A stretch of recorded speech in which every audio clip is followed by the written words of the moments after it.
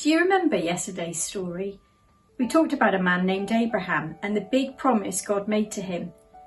God's big promise was that one of Abraham's great-great-great-grandchildren would be a child who would bring God back to earth.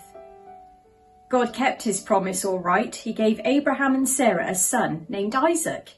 But Abraham and Sarah didn't always keep their promises, and sometimes they sinned in ways that hurt other people. One of those people was Hagar. Hagar lived with Abraham and Sarah, but she wasn't treated very well at all. She did everything Abraham and Sarah told her to do, but it never seemed like enough. Why?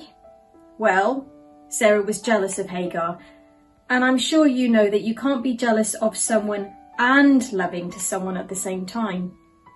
One time, Sarah was so mean to Hagar that Hagar ran away out into the desert, and it looked like Hagar was going to die all alone out there because there wasn't any water in the desert.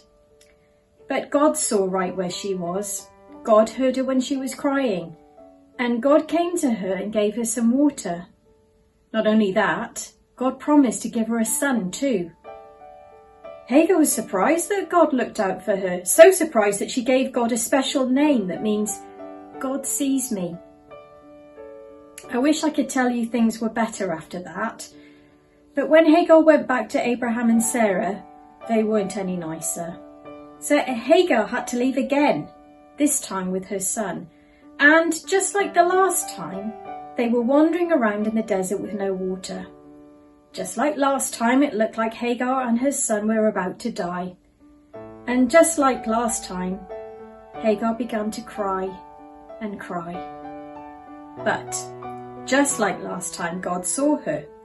Just like last time, God heard her. And just like last time, God gave Hagar and her son water. You see, God was with Hagar, even when Sarah was mean to her, even when she felt alone in the desert, even when she thought she would die from thirst. God was with Hagar. God was with Hagar's son too. He would grow up to be a great warrior, an expert with a bow and arrow, and years later he would have kids of his own. And they would have kids of their own, until Hagar became a great nation. And even while Hagar's nation became great, they kept on wandering around in the desert. And as they wandered in the desert, they wished they could find a true home, one where no one would be mean to them and they would never get thirsty.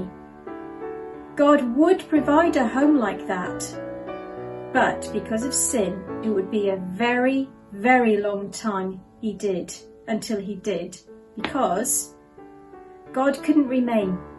Sin drove him away. So Hagar began to hope and to pray, God, will you come back to stay?